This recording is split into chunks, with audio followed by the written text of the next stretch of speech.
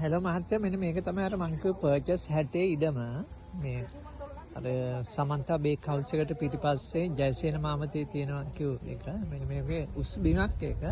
මේක ඉස්සරහින් පාර යනවා අඩි 12ක විතර පාරක් යනවා. මෙන්න මේක ලෑන්ඩ් එක.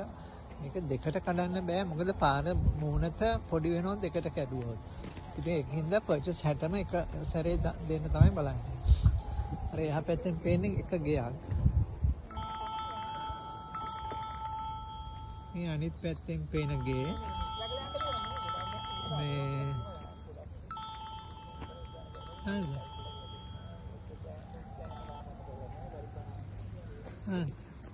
මේ අනිත් පැත්තෙන් තියෙන ගේ මේ විදිහට ලෑන්ඩ් එක රෙක්ටැන්ගියුලර් ටයිප් එකට තියෙන්නේ.